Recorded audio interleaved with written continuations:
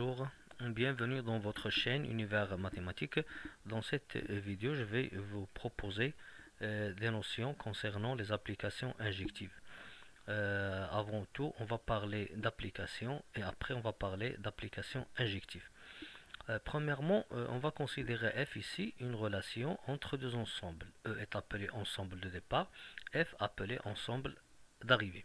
La première question ici, c'est quoi une application? Donc une application, il vérifie la propriété suivante, c'est-à-dire que tout élément de E qui est ensemble de départ admet une seule image dans l'ensemble d'arrivée. Donc si je trouve un élément de l'ensemble de départ qui n'admet pas d'image, ou bien qui admet deux images, donc ce n'est pas une application, il faut que chaque élément admet une seule image.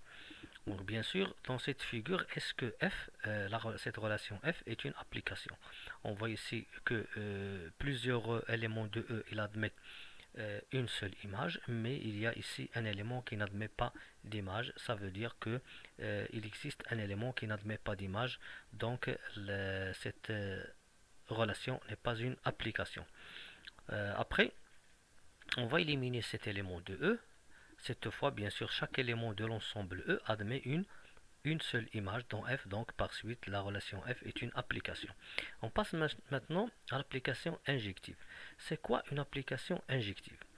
Bien, une application injective, comme disent la propriété, tout élément de l'ensemble d'arrivée grand F, il admet au plus un antécédent dans E.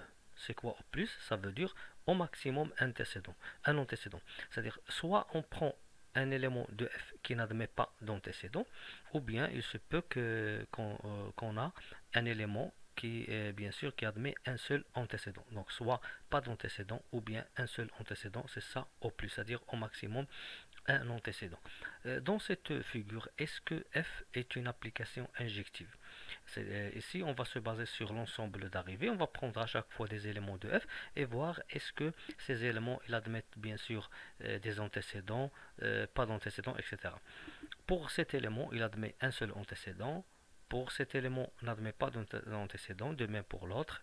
Cet élément, il admet deux antécédents. Cet élément, il admet un seul antécédent. Cet élément admet deux antécédents. Et par suite, on voit ici que cette propriété n'est pas vérifiée pour cette figure. Par suite, cette application n'est pas injective. Pourquoi n'est pas injective? Parce que si je prends cet élément de l'ensemble F, il admet plus qu'un antécédent et on a ici au plus un antécédent, c'est-à-dire au maximum 1. Et ici, cet élément admet deux antécédents.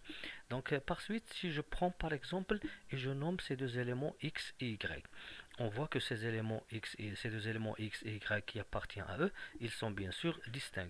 X est différent de y. Et on voit bien sûr que leurs images sont bien sûr les mêmes, c'est-à-dire ils sont identiques.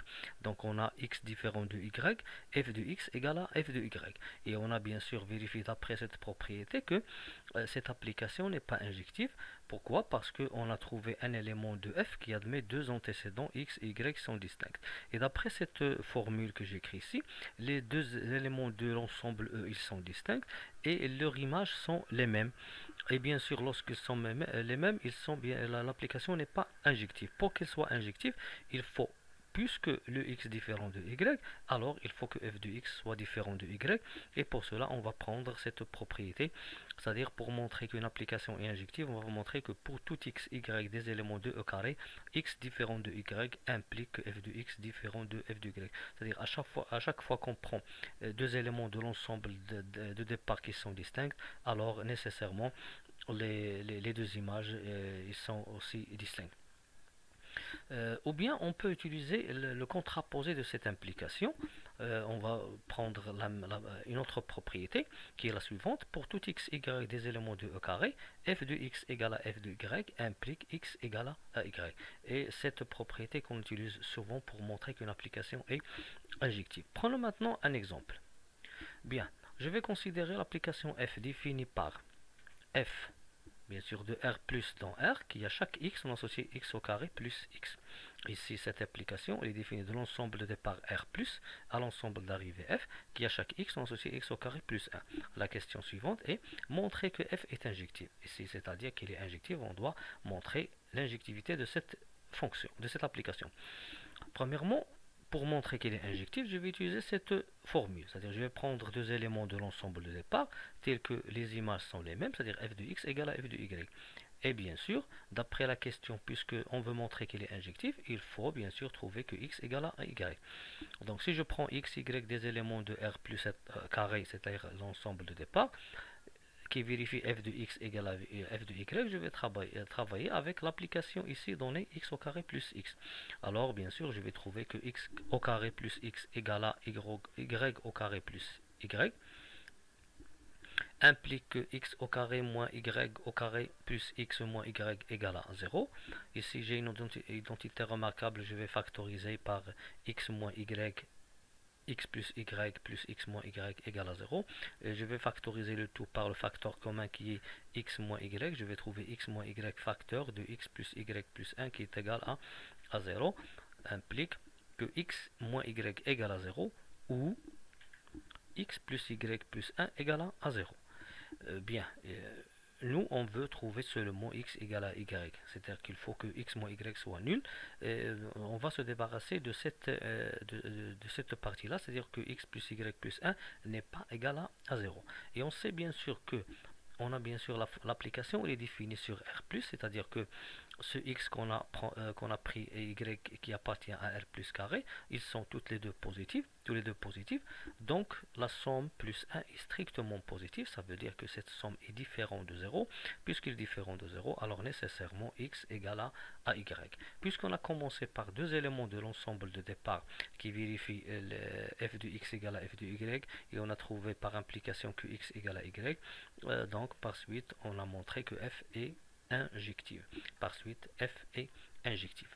Si par exemple, on a l'application f est définie de R dans R. Quel est le problème? Bien sûr, cette application elle ne sera pas injective. Pourquoi? Parce que je peux trouver deux éléments de R qui ont même image et qui sont distincts. Par exemple, lorsque je considère f de 0, je vais trouver 0 plus 0, c'est 0. Et lorsque je considère f de moins 1, je vais trouver 1 plus moins 1 qui est 0. C'est-à-dire que l'image de 0 c'est 0 et l'image de moins 1 c'est 0. Les deux éléments sont distincts de l'ensemble de départ et ils ont même image. Et ils sont distincts, ils ont même image, ça veut dire que f n'est pas injective. Et bien sûr, je peux dire que f n'est pas injective si f est défini sur R, et s'il est défini sur R+, il est bien sûr injective. Passons à un autre cas. Une autre application, on considère l'application f définie par f de n croix R dans R, qui a à chaque couple nx, n élément de nx, n élément de R, on associe 5n moins x. La question posée ici, f est-elle injective? C'est-à-dire on a posé, peut-être qu'il est injectif ou il n'est pas injectif. Donc ici, je peux bien sûr trouver deux éléments de l'ensemble de départ n croix R qui sont distincts et qu'ils ont même image. Si je prends bien sûr 1, 2, c'est le couple 1, 2, c'est un élément de n croix R. L'image de 1, 2, c'est quoi? C'est 5 fois 1 moins 2, c'est 3. Si je prends bien sûr aussi le 0 moins 3, c'est un couple qui appartient à n croix n. L'image de 0 moins 3, c'est quoi? C'est 5 fois 0 moins 3, c'est 3. On voit ici que l'image de 1, 2, c'est 3. L'image de 0 moins 3, c'est 3. C'est-à-dire qu'ils ont même image et les deux éléments 1, 2, 0, 3, les deux couples sont distincts. Bien sûr, remarque que les deux éléments qu'on a pris au début, ils sont distincts. Et bien sûr, lorsqu'on a calculé leur image, on a trouvé que les images sont les mêmes.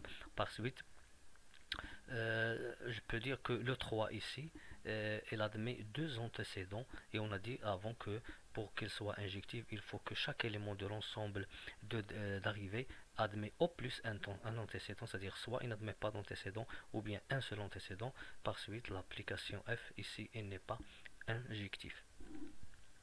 Merci.